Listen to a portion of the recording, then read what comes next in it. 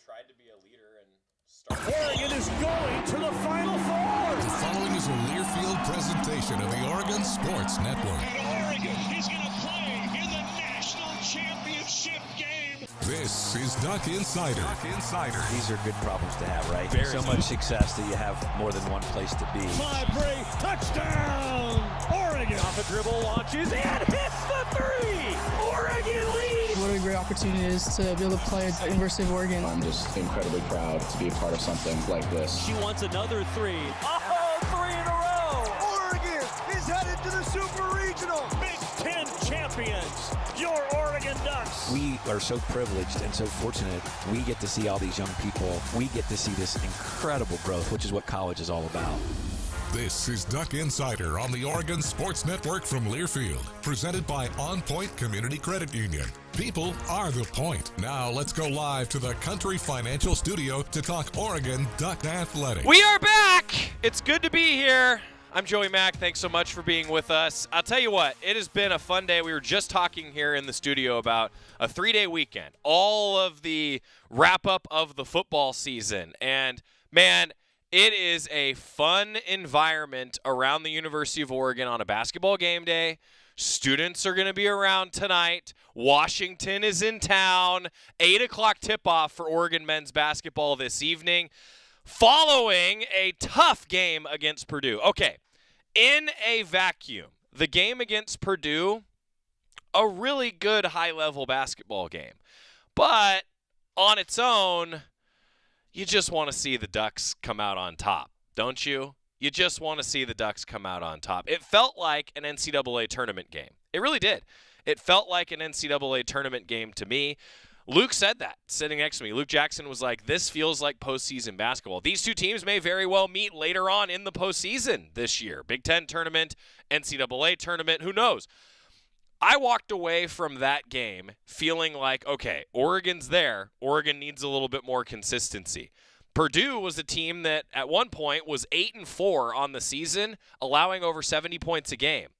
Then, heading into the game with Oregon, when they had won 6 straight, they were giving up only 60 points per game. What do you know? Oregon scored 58 in the 65-58 loss. And I felt like that the Ducks just needed to find that inside bucket or hit one of those threes that they made later in the game earlier. I mean, there's so many of those little things that can happen over the course of a matchup, but the consistency is what the Ducks are still looking for. A good basketball game, one the Ducks would like back, I feel like, and they get another shot now at Washington tonight. Another good post presence, a preseason All-Big Ten player in the post for Washington. We'll break that one down, talk with Coach Altman. We're going to talk with Nate Biddle. Also, Oregon women's basketball, a win over Iowa, a gutty come-from-behind win over Iowa, 50-49 over the weekend. The Ducks did not lead until late into the fourth quarter in that game. First time they led was late in the fourth quarter. Ducks got the win. We'll talk with Kelly Graves, Deja Kelly, Filipina Che after that one. Track and field, men's and women's tennis, those seasons are underway. Softball preseason polls coming out today. And college football season is officially over. We are now turning the page to the 2025-26 season. Congratulations to the Buckeyes. So many people asked me heading into that game last night, are you rooting for Notre Dame? Are you rooting for Ohio State? The Ducks lost to the team that eventually won the national championship. I think that you can feel okay about that. I think Ohio State certainly figured some things out. We're a talented team down the stretch. And the Ducks finish the season at number 3 in the final AP poll. Ohio State, of course, won. Notre Dame at number 2. The Ducks 3, Texas 4, Penn State 5, Georgia 6, Arizona State 7, Boise State 8, Tennessee 9, and Indiana 10. That is your final Associated Press top 10, the Ducks at number 3. Now, you certainly want to win the last game of the year. You certainly want to be at the top of that poll at the end of the year. I think the Ducks are in a very good place. Dan Lanning has them in a great place heading into National Signing Day coming up in a couple of weeks. The first Wednesday in February, National Signing Day, the class will be complete. We'll talk about it. We'll celebrate the class at that point. And then spring football is going to be here before you know it. And on that note, we're going to talk with H.J. Cohn, now Deputy Athletic Director H.J. Cohn. More on that coming up in a moment. We'll talk with him about some football, wrapping up men's basketball. A lot to cover on today's Duck Insider. But college football season season is officially behind us, and now we get ready for signing day, the spring game, spring practices. Then we'll have that summer. Before you know it, it's going to be fall camp, and the Ducks will be kicking off at Autzen Stadium. Men's basketball tonight against Washington. Some of the takeaways from that Purdue game. Again, a good basketball game. I think Coach Altman would agree. At times, a good basketball game. The Ducks are still searching for that consistency, something that Dane Altman talked about post-game. Every time we talk with Dane Altman, brought to you by the Willamette Valley Cancer Institute and Research Center. Better cancer care, close to home. Here's Coach Altman post-game after the Purdue game. I tell you what, we're a poorly coached team. That was 16 turnovers, leaving our feet, fundamentally not sound. The shot selection, awful. Really disappointed in myself, not being able to get our guys to execute what we wanted. That was a poor. We worked our tails off defensively. I thought we got through screens. The 14-2 second chance points, again, they beat us on the boards there. Those two factors, the turnovers, poor shot selection on the offensive end, and then 14-2 second chance points. Danny, you've talked a lot about how experienced this team is. How do you think that affected this game, having all those guys with all those minutes on that court? For us or them? For you. Well, it didn't help us any. Bam, 5 turnovers, TJ 4, everybody turned it over. So our experience didn't help us. Our shot selection from all the vets, from all our players. So our experience definitely didn't help us. Again, that's my fault for allowing them to take those kind of shots and not execute what we needed to execute to be successful. That's on me. Should have got somebody else in there that would have executed, because half the possessions in the second half, I mean, the careless turnovers in the first half, but the second half, we didn't get enough shots. We leaving our feet, making plays, throwing it out of bounds when we weren't even running it or trying to execute anything. It wasn't like we were trying to make a play for our teammate or anything like that. We just went off on our own and tried to make something happen, and it sure didn't work. They're too good of a defensive team to try to do those kinds of things. Is it as simple as they kind of were able to dictate the style and the tone, and your guys weren't quite able to adjust to that? I don't know. Yeah, I guess. We settled for a lot of threes. We were actually 11 for 21 inside. We were over 50%. In a game you shoot at 36%, 24 from 3, and you're over 50%, you might want to throw it inside. You might want to get to the rim a little bit more. They didn't block any shots, didn't have any shot blockers. We got to the rim, missed some easy ones, and we just didn't go. Like you said, the defense was playing good throughout the game. Why do you think the defensive consistency couldn't spur any offensive momentum, especially to start the second half? Yeah, I don't know. We created some turnovers, and we got some point off their turnovers. Like I said, I thought defensively we played really hard. We didn't crack back when Nate would go, to help somebody. We weren't picking up his man, and that's where a lot of those rebounds came from. But, again, I'm not sure what's got us sped up on the offensive end and why our guys, just didn't make plays for each other. The ball movement was really bad tonight. Is it the three-point shooting that you weren't happy with, or what was the offense? Yeah, we took a lot of quick threes that we didn't need to take, and I think we started the second half 0 for 8, and, nobody, everybody standing around, and we weren't getting any offensive rebounds. Usually long shot, long rebound, but we didn't get any of those. So, I thought our shot selection was really poor, and again, I thought the offensive end, just driving and leaving our feet.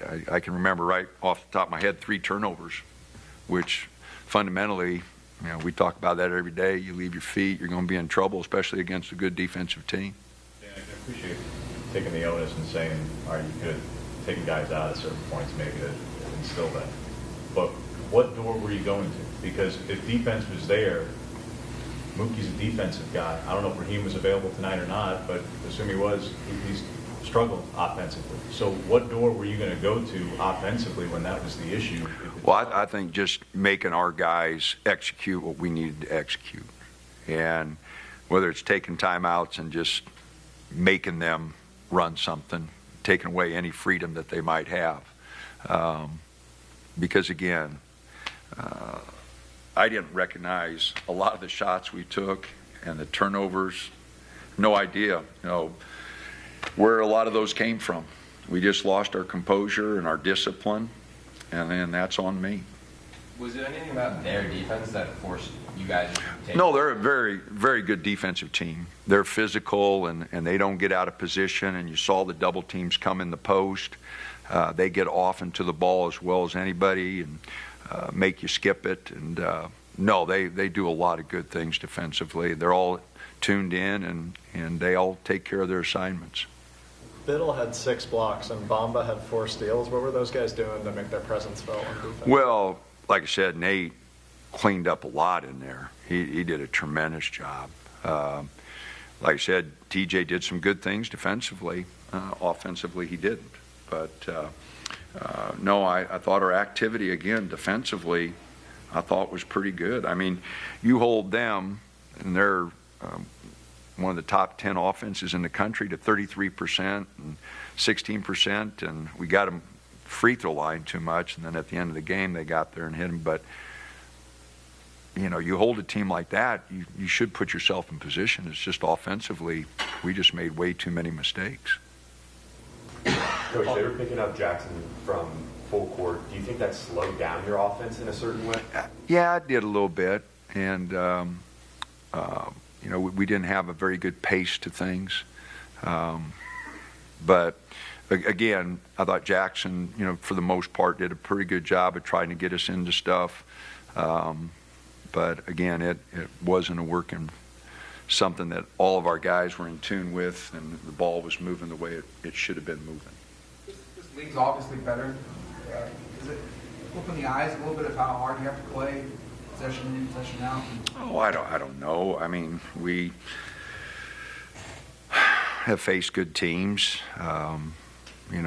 They are a very good basketball team, ahead of us in the power rankings and ahead of us in all the analytics. So we knew we were going to have to play really well. But again, we had our opportunity and didn't get on the boards hard enough, and obviously turned it over way too many times. Go for it. Obviously, it's not the performance you want to give, but what can you say about the atmosphere of the crowd? Did you guys? Oh, the crowd was great. No, we don't have any excuses. We just didn't get it done. The crowd was great. The energy in the building was great. We didn't perform. We didn't get it done. But no, the crowd, the students, everybody were great. It was right there for us to take. We didn't handle it very well. I really appreciate Coach Altman. I always have said this, that he goes into those post-game press conferences and he tells you, Now the Ducks have had a few days to work on some things against that Purdue team. And again, there were some good takeaways there. Thought that the Ducks gave good effort defensively. Now if they can get that consistency, I'm telling you, I think it's going to be a really good team. Now, I think one thing that Coach Altman, though, would say, too, is that losing those home conference games, that's tough. Chance to get one at home tonight in a rivalry matchup with Washington. The Huskies are in town. It's an 8 o'clock tip-off tonight on Big Ten Network. 7:30 pregame show with myself and Luke Jackson across the Oregon Sports Network. Big opportunity for the men to get a home win. And here's hoping that crowd to that point, I thought the crowd was great as well. The broadcaster sounds better when the place is full. And it was fun to see the environment at MKA when it got going. Now, keeping that up tonight. Students, what are students doing on a Tuesday night? There are multiple students in the Country Financial studio right now. What else is there going on tonight? They're all shaking their heads and saying nothing. I just want that on the record, that all of the Quack Video interns were like, yeah, we will be at basketball, either working or in the pit crew tonight. How many are in the pit crew tonight? Everyone's working tonight? Oh, okay, well. All right, but the Quack Video interns will fire up the pit crew nonetheless. Thanks, guys. Appreciate all of your efforts. All right, when we come back, we're going to talk with H.J. Cohn, new Deputy Athletic Director, talk about that. Basketball, football. We're going to hear from Nate Biddle a little bit as well. Stick with us on the Oregon Sports Network from Learfield. As a local community credit union founded by teachers, OnPoint is committed to supporting the students and faculty at the University of Oregon. And on game day, we're right there with you, on the field, in the bleachers, and in the classrooms. Drop by our local branch today and discover the many ways OnPoint can help support your financial well-being. OnPoint Community Credit Union. People are the point. Federally insured by NCUA. Equal housing opportunity.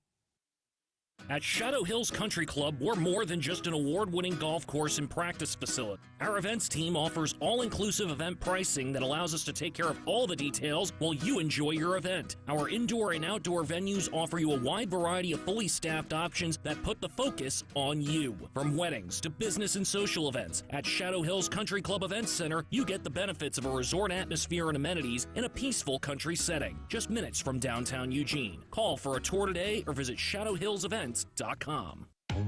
More Duck Insider coming up on the Oregon Sports Network from Learfield. Hi, I'm Ryan Blaney, a third-generation race car driver, and I dedicate a lot of my time going fast. But when my grandpa was diagnosed with Alzheimer's, it was a very unexpected bump in the road for us. It's important to notice if older family members are acting differently or having trouble with routine tasks. Early detection of Alzheimer's can give your family time to explore support services and access available treatments. If you or your family are noticing changes, it could be Alzheimer's. Talk about seeing a doctor together. Visit alz.org/time-to-talk. A message from the Alzheimer's Association and the Ad Council. Kids ask their parents a lot of questions. Why can't people fly? Gravity. Is the moon really made of cheese? Yep, cream cheese. When can I move into a big kid's car seat?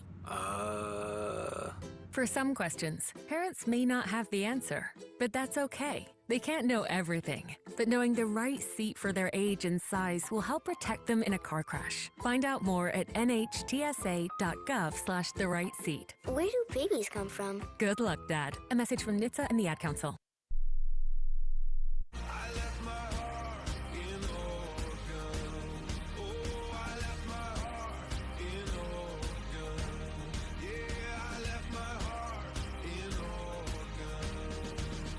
Congratulations are in order as we welcome you back to Duck Insider, presented by OnPoint Community Credit Union. So we did. I don't know if you watched. H.J. Cohn is here. H.J., welcome to Country Financial Studio. So we did the exit interview, if you will, for Eric Rodell. Oh yeah. You know, we did the congratulatory interview for the next step in his career. Well, one of the results of that, a little bit of a shift around. So I get to reintroduce you now. We have to update your lower third. Deputy Athletic Director H.J. Cohn here in the Country Financial Studio. Thank you. Congrats. Thank you. Appreciate it, man. That means you get to work a lot more with men's basketball, for one. What else changes? Just tell fans a little bit if you could.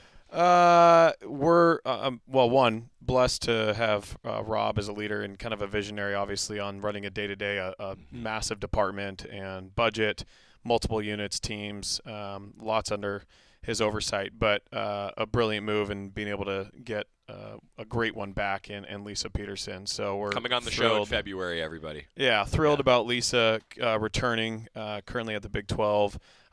Lisa, as I call it, and my wife knows this, it's like a big sister to me. We fight, laugh, cry, all of it, and at the end of the day, we get along. So I'm excited to have her back in the fold.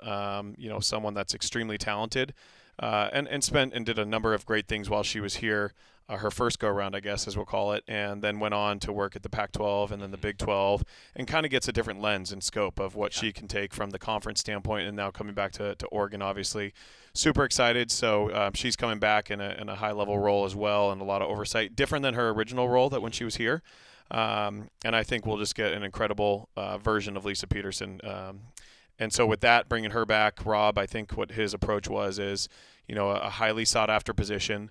Eric did an incredible job here, 13 years here, and his mark was left in many, many areas on a day-to-day, but on a larger scale as well. And so bringing in Lisa to take over a good chunk of that, and then a handful of other people in the department, kind of taking some of Eric's areas, teams, whatever that may be, and dividing and conquering a little bit. So not only getting a great one in Lisa back, but also giving some other people some opportunities internally. So I'm really excited, and then getting the chance to increase my involvement with men's basketball, kind of full circle there, being a manager back in the day.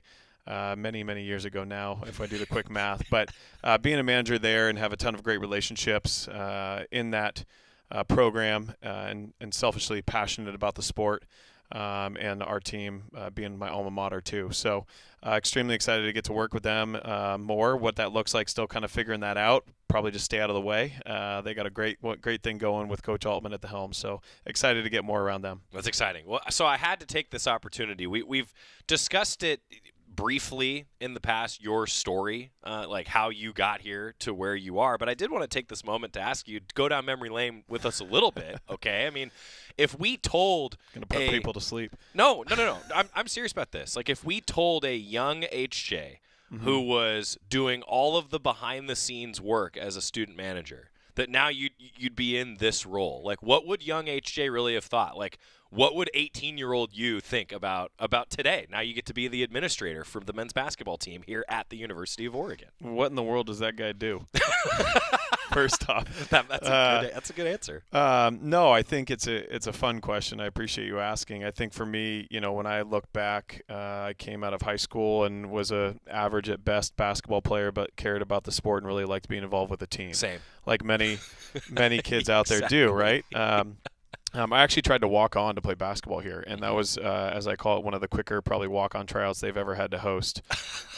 And ironically, you fast forward, and so at the time, I was coming out of high school and came down here and worked out with the guys, and you basically go out there and you scrimmage, and it's coaches are allowed at certain times of the year to watch and not watch and whatnot. So I came down and played with the guys that were returning, doing summer workouts. And what that consisted of is I'm, young H.J., a lot more hair back then, not as much stress going on. And how was the beard then? Didn't have it. Barely shaving. So come down here, and I'm watching these guys I'm about to go on the court with on TV 6 months prior, or 3 months prior for that matter, and follow them closely. My family and I, Dad's a Duck alum and bleed green and yellow. So it's ironic, right? It's kind of this come to Jesus moment of like, wow, what is going on here? And so I go out and you just go out and play and you hoop. And naturally, once you get on the court, your kind of nerves die down and you're just playing basketball and you kind of let your talent or lack thereof take over. And I end up getting guarded, or I have to guard Aaron Brooks. Well, Aaron has a wonderful story. So Aaron Brooks came in as a highly sought-after recruit, had some challenges the first couple years. And but certainly when you saw him in a day-to-day, as I ultimately did when I became a manager, his skill set was off the charts. You're just like, this guy has all the talent in the world. He's right there at piecing it together. Yep. Well, he hadn't done that yet. And so I come in with that, not being around him every day and seeing how much of a freak of an athlete this guy is, and get matched up against him. And it was just, probably the highlight of his summer of like, this will be it's a walkthrough for him, basically, even though we're going full speed. And so I end up getting matched up against Aaron Brooks. I think we played for like an hour. I don't even know what happened. I blacked out, and I went home, and my dad's like, how'd it go? I was like, it went great. It's over. And we can close that chapter, Pops. And fast forward, I got a call and just said thank you to the coaching staff that set that up for me, and said, hey, if you guys ever need any help, I'm 2 hours away as it related at the time in outside of Portland for the summer, and then would be enrolling in the fall. And I said, if you guys ever need any help, happy to. I just love the game and love being around a team concept. And so I got a call that fall when I was here at school and said, hey, can you come to the office in 20 minutes? I'm like, yep, I'll be there. And so just kind of started coming in occasionally and was doing the most random things. It was just another body, basically a runner, if you will. Yep. And so I did that the fall and winter year of my freshman year at Oregon. And then in the spring, they had spring workouts after the season concluded, and said, hey, why don't you go out on the court and start helping out the managers? And I guess that was my manager interview. Mind you, things are very different now than they were back then. So that was my interview, whether I knew it or not, and really didn't even know what a manager did on a full-time basis. And so got into being a manager in my spring term of my freshman year and did that for 4 years, and got involved in the athletic department after that. The team behind the team, for those of you not familiar with the managers, sure, it's morphed, sure, but yeah, the team behind the team. You talk about the support for the entire operation. It comes back to the managers for the various teams here at the U of O. It's a special group of people. Yeah, a ton of respect for not only managers at Oregon, obviously, or even specifically Oregon basketball, but for all the sports out there and all institutions that have them. And that goes all the way up. I mean, the manager, it's nice of you, and obviously they put in a lot of time, but that goes into the support staff. Yep. The likes of Clay Jamison here does a ton behind the scenes, and yes, he's an athletic trainer by title and job responsibility, but how much support goes in on a day-to-day basis that is not maybe falling under their job responsibilities or their position description. Sure. But it was actually really cool. You made me think of this. So we obviously hosted Purdue last weekend. And I stay in touch with a handful of the managers that I was on the team with. Right. And two of them were texting me all week like, hey, can you help us with tickets? I'm like, hey, you guys love showing up for the biggest games. Like, no, you guys can buy tickets. I don't have any staff comps or anything sitting around. I said, but if you're coming down, let me know. And so they came down, and for about 10 minutes of the game, I got to go upstairs with the two of them who, when you go back in time, you spend countless hours together. A lot of laundry, a lot of baggage. Yeah, a lot of dead time. So you're telling all sorts of stories for whoever that'll listen. And so we spent a lot of time, and that grew those friendships and that bond between the three of us especially. And so to see them at a Duck basketball game 20 years later was really fulfilling. And Kev brought his son. And so just a cool kind of full circle. And so now to be able to continue to work with them, and certainly was before a little bit, but now to work with them more. And they got, like I said, just a great staff that I have a ton of respect for and great relationships with. So I'm excited. Ironically, Josh Jameson, I met Josh when I was 12 years old at a basketball camp up in Portland before he was involved with Oregon basketball. So when you fast forward and you think about, and we're going to keep numbers to ourselves here, how many years we've known each other is pretty special. Yeah, that's fun. H.J. Cohn, Deputy Athletic Director, joining us, walk down memory lane from student manager to sport administrator, which is a path that is not uncommon, I guess. There's a lot of people that do something when they're in college, right? Working around college athletics that end up in positions similar to this. Yeah, Eric and I are very similar. I mean, manager, standout student athlete, tennis player at his alma mater. Yeah, very similar paths. That's right. Yes, that exact comp. Yeah, but I mean it sincerely. Like there's so many people though that you don't realize the influence it has on you, right? When you're that age, yeah. And then next thing you know, you ended up working in development with the Duck Athletic Fund. You've lived all over the state working for this university, and now sport administrator. I don't know. I wanted to take this chance to just go down that memory lane with you because I don't know how many of our fans maybe, I guess, needed a reminder of the path, because the path is a unique one that you should be proud of, I think. Oh, well, thank you. Yeah, like I said, it's when you take as you get older, especially, and for me it was, there's these marks in life, when you get married, when you have children, start a family, perspective changes, and you appreciate, probably at least in my case, you continue to appreciate things more and more on a daily basis. And so for me, to have Rob as a direct boss and the leader of the athletic department for a number of years now, and to see what he has not only visioned, but then how he's brought us along collectively, and for him to continue to allow me opportunities to grow, one, I'm thankful for, and then also the friendships. I get excited to go to work, and I know that's not normal for everyone. And so for me, when I look back and wake up and have the opportunity to do things, not have to, but get to, is pretty special. I'm with you. H.J. Cohn with us. We're going to talk a little hoops. Some updates for Oregon football. Yes, we've turned the page now to 2025. I scheduled you this day on purpose. He knows. We're going to get a timeout. We're going to come back, talk a little bit about some updates you need to know for Duck football after this on the Oregon Sports Network from Learfield. As a local community credit union founded by teachers, OnPoint is committed to supporting the students and faculty at the University of Oregon. And on game day, we're right there with you, on the field, in the bleachers, and in the classrooms. Drop by our local branch today and discover the many ways OnPoint can help support your financial well-being. OnPoint Community Credit Union. People are the point. Federally insured by NCUA. Equal housing opportunity. Hey Duck fans, at Country Financial, they make insurance easy. Whether you're shopping for home, auto, or more, their representatives will take the time to understand your specific needs and explain what options work best for you. Worry less and feel more confident knowing you're covered. Visit countryfinancial.com to get started today. Experience more with Country Financial. Auto and home insurance policies issued by Country Mutual Insurance Company, Country Preferred Insurance Company, and Country Casualty Insurance Company, Bloomington, Illinois. Don't go anywhere. Duck Insider continues after these messages on the Oregon Sports Network from Learfield. When might you be buzzed? When you suddenly love everything. You guys, I love this song. I love these nachos. I love our kickball league. Ugh! I love this guy. What's your name? You know what I'd love? A ride when it's time to head out. If you see a buzzed warning sign, call for a ride when it's time to go home. Buzz driving is drunk driving. A message from NHTSA and the Ad Council. I love your car. Is this real leather? When you're high, you feel different. You think different, you talk different, you draw different, you listen to music different, but you probably knew that. Problem is, you also drive different, and not in a good way. That's why driving high is illegal everywhere. So if you're high, just don't drive.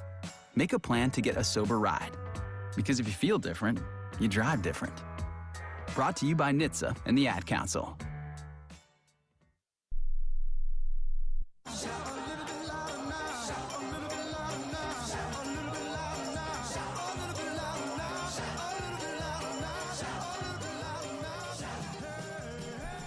Back in the Country Financial Studio, Duck Insider, presented by OnPoint Community Credit Union. H.J. Cohn joining us today, talking a little bit about basketball. Big one tonight, H. I mean, anytime you're back at Matthew Knight Arena, big opportunity, home games.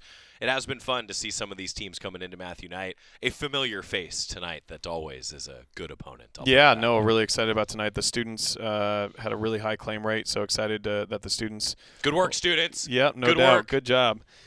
Students should be in full effect, which really I always suggest at any one of our venues. The students can really set the tone from the entire venue. And so to see the students have a high claim rate for tonight for an 8 p.m. tip-off against the Huskies, every conference game is big, right? And not only from your resume and what kind of win it could be, but also from a conference standpoint from the conference tournament.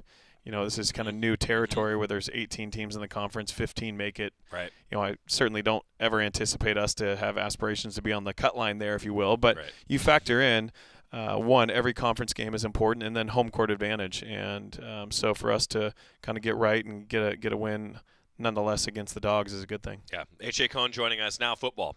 What do fans need to know? Because today is the day we turn the page. I say tongue-in-cheek. H.J. and I had kind of said, like, well, we'll put this one on the books. We don't know for sure where either of us are going to be today. And, well, it is the end of college football season, and we do turn the page to 2025 now. Yeah, I mean, it's interesting as you fast forward and look at, college football, and the NFL has done a great job of this of, while there might not be games or in season, they stay on your radar year round, whether it be the draft, the combine, et cetera. And so for us, we typically go live with our, next season's renewals in late November, sometimes early December, and so we are live. Our deadline is not this Friday, but next Friday, and the reason we do that is, one, it allows us to offer a longer payment plan period, which we've just seen an uptick every single year of people saying, yeah, we really like this opportunity for a longer payment period. And then additionally, we go through a lot of on sales, if you will. So the renewal deadline, January 31st, we kind of get whatever inventory we get back. In mid to late February, we go on sale for seat selection is what we call it. And fans that have renewed can go in and move seats. And then ultimately we go on sale to the general public should we have availability. Last year we did sell out of season tickets. We expect another high renewal rate. We also have about 2,000 tickets made a deposit down, a $50 deposit down, suggesting I want season tickets for next year. Or additional season tickets. So if somebody has 4, they're going to put down $100 suggesting they want 2 more season tickets. And so we have about 2,000 tickets, legit accounts. We go through that, look for brokers, pull them out. So this is 2,000 additive tickets that have in some fashion have raised their hand saying we want tickets. And so that process continues when you go on sale with mini plans, group sales, single game sales. And so that goes all the way through June where we have these on sales, and so that's where you're back into it. So yeah, we're excited. We are seeing continued strong demand for season tickets at Autzen Stadium. Obviously, Autzen has been for a long time a tough place to play, something I think our fans take great passion in. Yeah. Certainly we do. We appreciate it because it matters. It makes a difference. And so that deadline's coming up next Friday. GoDucks.com/tickets. Lot of information. But good information. Yeah, GoDucks.com /tickets, not only for your football side of things, but really all of our tickets.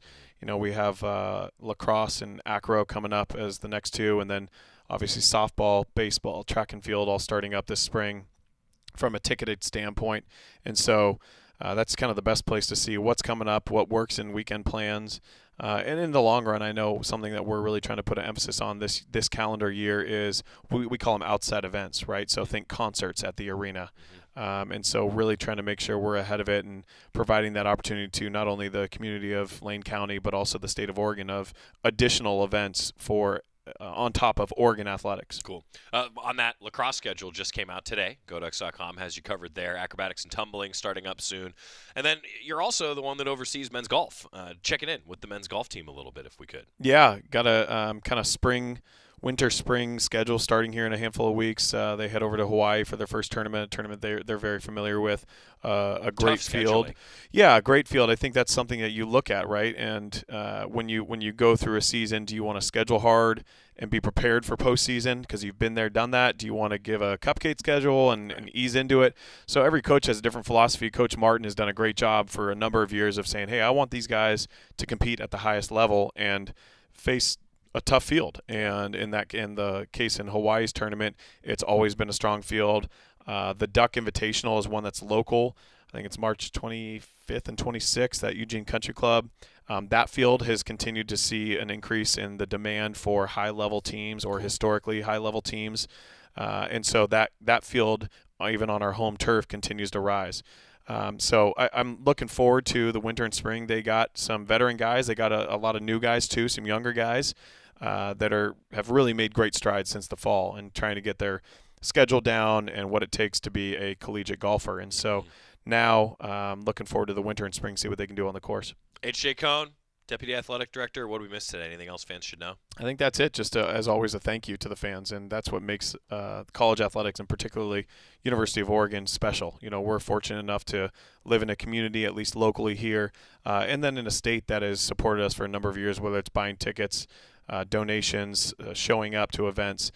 We rely on that, and I think we've all talked to my father a lot about this. Of it takes resources to continue to compete, and so for us, we've done a great job and had a lot of success over multiple sports for a number of years, and to continue to sustain that is challenging, right? And so we've tried to find ways every which way we can with, like I said, Rob's leadership to do that. In order to do that, we just have to keep having people support us, showing up, buying our tickets, and if that's the case, we'll do our part. It's the best ticket around, a season ticket for Oregon football. In terms of a value proposition, I might be biased. No, I mean, but the secondary market last season, if you look at last season, the secondary market suggests that for sure. Statistics. Well done. See, there's that University of Oregon degree. That's right there. H.J. Cohn, thanks, buddy. Really Thank appreciate you very it. much. We're going to Always get a timeout. When we come back, more basketball. Oregon, Washington tonight. Nate Biddle previewing it next on the Oregon Sports Network from Learfield. Dear winter, Toyota can't get enough of you because Toyota's got 25 vehicles with available all-wheel drive and four-wheel drive. And that's more than any other auto brand. So you bring the action and we'll bring the traction. Always Toyota. Toyota, let's go places. Based on manufacturer's websites as of 10/20/24. As a local community credit union founded by teachers, OnPoint is committed to supporting the students and faculty at the University of Oregon. And on game day, we're right there with you, on the field, in the bleachers, and in the classrooms. Drop by our local branch today and discover the many ways OnPoint can help support your financial well-being. OnPoint Community Credit Union. People are the point. Federally insured by NCUA. Equal housing opportunity. Dear winter, Toyota can't get enough of you because Toyota's got 25 vehicles with available all-wheel drive and four-wheel drive. And that's more than any other auto brand. So you bring the action and we'll bring the traction. Always Toyota. Toyota, let's go places. Based on manufacturer's websites as of 10/20/24. Duck Insider continues after this timeout on the Oregon Sports Network from Learfield. Are you prepared for an emergency or disaster? Because it's not a matter of if, but when. Don't find yourself saying, I'll trust water bottles and a flashlight to save the day, but I'll be proved wrong. With a tornado approaching, I'll realize that I like a wheelchair-accessible shelter. When the floodwaters rise, I'll be up in the attic with 20 cans of beans. It's a recipe for disaster. let's prepare so we all have a better story to tell. Get started at ready.gov/older adults. Brought to you by FEMA and the Ad Council. Comes to a gun suicide attempt, all it takes is a moment. My son, Ricky, took his life by the use of a firearm. It broke me, and I contemplated suicide. My grandson, I was gonna have to be here for him. I still own my firearm. I keep it in a safe because I want to keep my grandson and myself safe. Store your guns, locked, unloaded, and away from ammo. Hear more safe stories at endfamilyfire.org. Brought to you by Brady and the Ad Council.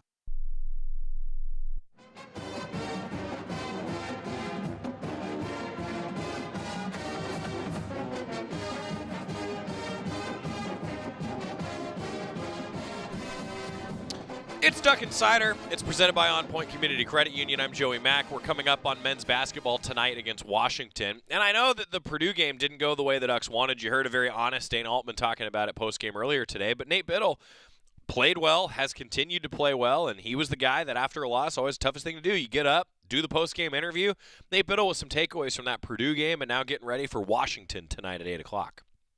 You scored to open the second half, but then you guys went pretty cold for a long stretch there. Just how consequential did that stretch feel, given that you were kind of unable to get all the way back from that hole? Yeah, it was just a tough stretch, but ultimately we just got to keep executing stuff as a team. Sometimes there are a couple quick shots that we could have got better ball movement on certain possessions and stuff like that, But it goes back to just being able to swing the ball, run our stuff, it was a tough game. They had pretty good defense. We only scored 58 total points. But, we held them to 65, and if we hold the team to 65, we got to win games. Below 70, that's our saying. And, they scored 65. They just, were playing good defense on us, too. Nate, Coach described this one as a game where they kind of W as coaches. What are your thoughts on the coaching from this game? I can't, personally as a player, I can't blame the coaches just because, there's been times where we were supposed to run certain sets, certain plays and stuff, and the guys on the court weren't communicating and running the right plays. When they see something, they let us know, and we try to execute something that, can get a bucket either way from whatever they see. But, I'm not here to blame the coaches or anything. It was on us, on the team, on the guys that were on the court, and, we just got to bounce back. How do you fix the disconnect then between that? Yeah, we've done a good job, I think, all season of pretty much sharing the rock as a team and stuff. Tonight it stuck a little bit. It's going to happen sometimes. We can't blame it on that, But ultimately, I ain't worried about that. I think everybody is going to bounce back, swing the ball. We have a lot of older guys that have been through this and, experienced this type of thing before. So we're good. Man, how much do you have to almost put on yourself in a way in terms of, it seemed like tonight, Dane even said it, that you guys are selling too much for threes and could have gone inside a lot more. And when that is so much of your role, do you feel an onus to, at times, take command if the ball does find you inside the blank, regardless of what the set was? That just has to be what it has to be. Yeah. No, yeah, definitely. I didn't get myself in the paint enough tonight. I shot way too many threes. I got to get a couple of those shots inside. When they come inside, people are starting to double and stuff. So, I just got to look for my open teammates, kick it out, make the right play. But, I think it all kind of just starts with getting on the block a little bit more. I need to do a better job of that and, just kind of reading the double team, find an open guy and kind of just create mismatches on the backside, either if it's a 2-on-1 or catch and blow by somebody for my teammate. But, I definitely need to get more inside. 6 blocks tonight. I think you're second in the league now. Just where do you feel like you're at in terms of developing that element of your game as a rim protector? Yeah, it's just kind of something that kind of happens in the game. When a guy drives, I'm not just going to let him lay it up. I'm going to try to be there, contest it, it's just part of the game. They were trying to get it over me tonight. I was just getting a couple hands and stuff on them, but I'm not even trying to block shots, to be honest. I'm really just there trying to wall up and make them a tougher shot for them guys. You know, there were times where Trey, he caught it in the post and tried to go to work, and, you know, I just walled up, and length can affect people, even with certain other people.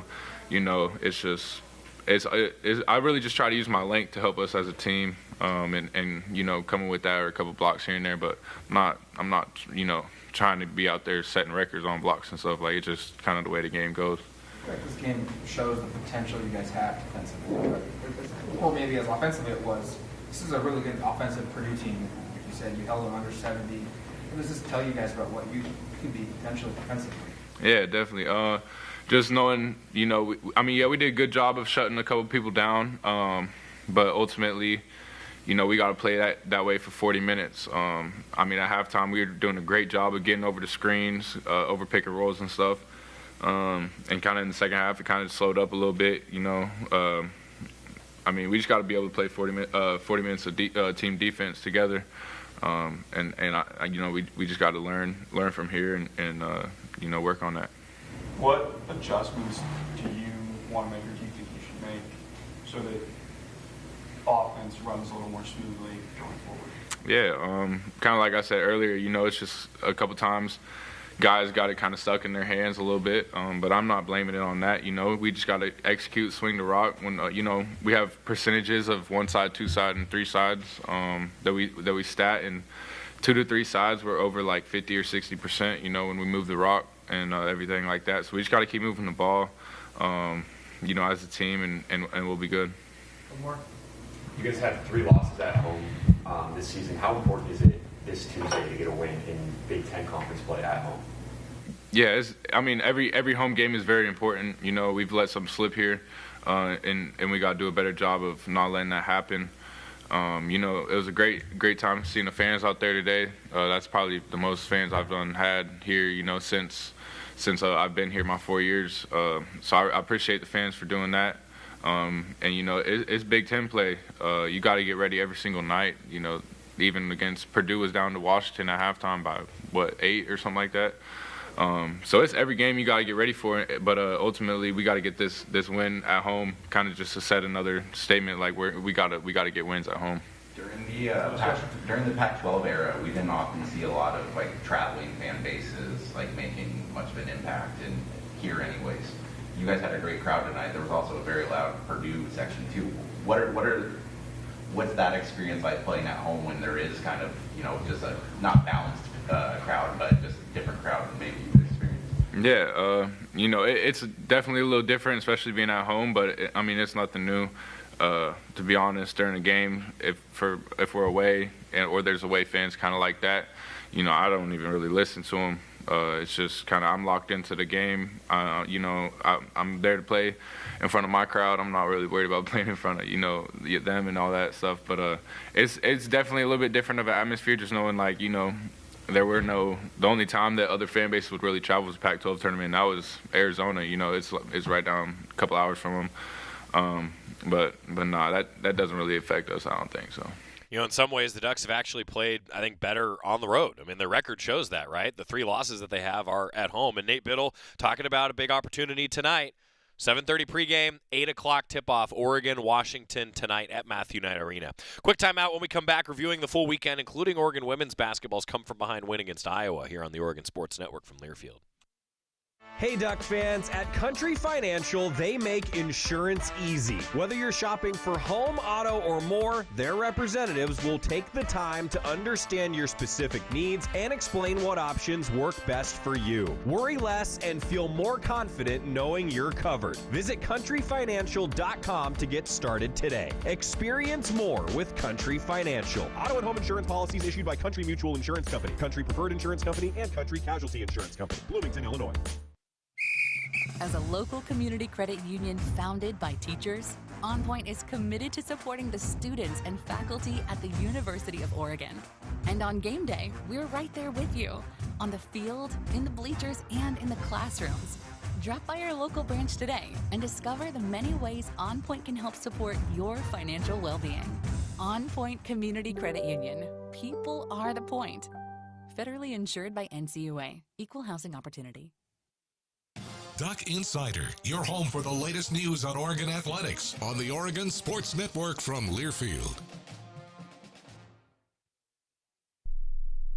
This message is for Shauna, my mom, who just finished her high school diploma. I wanted to say I'm so proud of you for finishing school. You taught me it's never too late to achieve your dreams. I hope to make you as proud as you have made me. When you graduate, they graduate.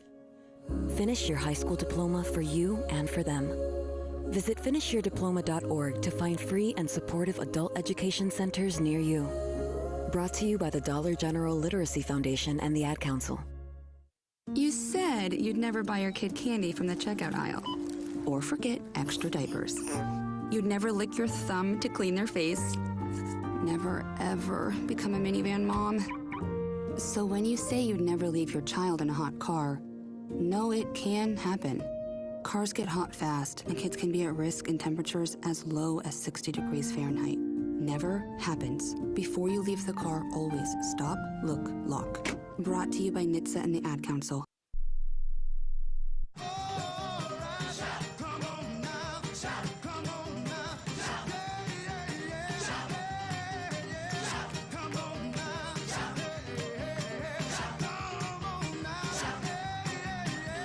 Duck Insider presented by OnPoint Community Credit Union. Joy Mack in the Country Financial Studio. Oregon women's basketball, a win over Iowa. Came from behind, didn't lead until late into the fourth quarter. Got the win by 1.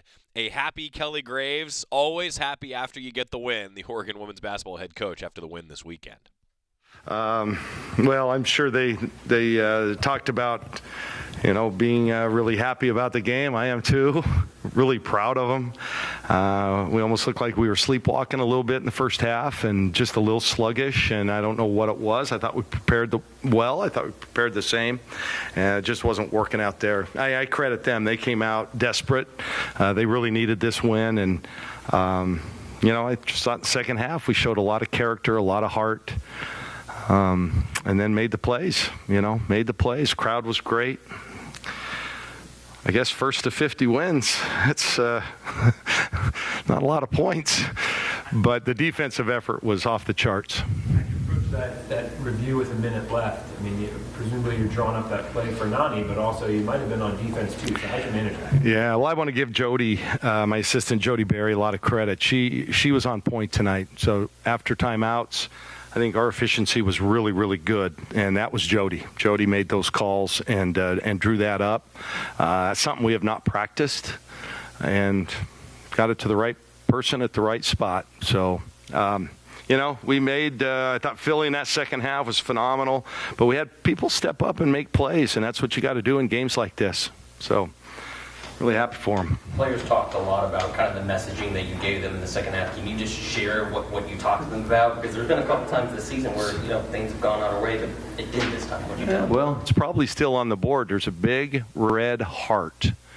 I just thought we had to play with more heart. We didn't diagram anything, and I just thought in the second half we did. Our kids, they played with some character in that second half. No, we just, we knew what our game plan was. We just weren't executing it. We were just a little off, it seemed like, that whole first half, and things were real sluggish. The ball stuck tonight and it needed to move, and the second half we started it wasn't much better, but it was a little bit better. But defensively we were on point. I thought in the first half we were just, our heads were spinning. We were always a half a step behind, and the second half we got that under control. Much better. From your team on the boards, and how did that kind of add to the challenge? On the what? On the boards. Yeah, that's been one of our weaknesses. I think first 10, 12 games of the year, we were great in our rebounding, and I think we've been out-rebounded by every opponent in conference play, and that was one of our focuses today or this week, and we didn't do much better. We've just got to ultimately do a better job there. Now, that being said, we ended up with more shots than the other team. What we are doing well is turning people over. So they're getting extra shots on the boards, but they're getting fewer shots because we're turning people over. That's been one of our biggest strengths. But what they have, 17 points second half. I think they went 18 minutes and only scored 9 points in that second half. That's getting it done against an offensive team. So, again, really proud of them. Gave them an extra day off this week. They earned it. I was gonna say, so for you guys, obviously, like it was the first 6 or 7 or so minutes with no scoring. You guys were all in a very desperate situation. So, were there any other things that you guys did to kind of get out of the rut? Did they just have to have more heart, or have to start? Well, it obviously it takes heart, but you still have to execute. I mean, that's a good team, and I thought we got some good shots. The first 2 shots of the game were right at the rim, and that was kind of set a bad. What do you call it? Tone precedent. Who? Tone precedent. Tone precedent. Yeah, there you go. But we just were off a little bit. We had questionable shots, and I just don't think we were playing that well together. But I don't think we weren't desperate at any point. We just needed to see the ball go through the basket. Final defensive possession and kind of. Was that kind of what you obviously got to stop? I mean, was everything kind of executed the way you hoped? Well, no, we talked about taking a couple of fouls, and I thought we would take one when Affelter got the ball at the block, but we didn't, and that's fine. They kicked it out. That's a good shot for Grady. They got a good shot, but yeah, we wanted to use our 2 fouls, and we just weren't in that position, I guess, to do it. But that was the plan.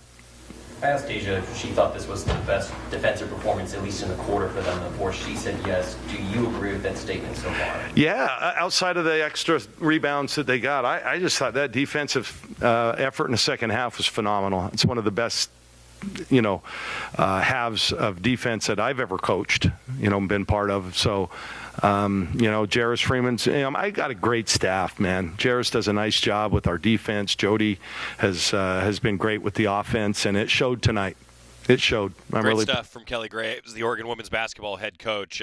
He said, and we heard from him a little bit more after the Ducks got that nice win over Iowa, and Oregon women's basketball continuing now their homestand. Also, Deja Kelly, Philly Shea talked with the media postgame. That's on the Go Ducks YouTube for you, for those of you who are interested today. Track and field. Indoor track and field season got underway. Oregon posted 14 wins at the Graduate Classic hosted by Nebraska. Ducks swept the pole vault on Friday, had a couple of wins, and also a 1-2-3 finish in the men's 1,000 while sweeping the top 5 spots in the men's mile. Overall, great start for Oregon track and field in the indoor season. The tennis season also off to an unblemished start for the Ducks. Oregon women opened their 25 campaign with 2 wins on Friday, both sweeps of Portland State and Montana. The Oregon women are back at home at the Oregon Student Tennis Center on Friday and Sunday. This week, the men will go on the road for the first time after their 7-0 victory over Santa Clara this past weekend. Oregon softball is top 25 in all the preseason polls announced today. We'll see it in Athletic Arena tonight. Go Ducks. August was born 3 pounds, 9.8 ounces. When I first saw him, it was a whole range of emotions. There's stuff I still want to do. Being a young dad, it's not giving up. It's shifting. I look through his eyes. I can envision the whole future with him already. To throw the first football to him, give him ice cream for the first time. My life is now devoted to his life. Through all of fatherhood's firsts, never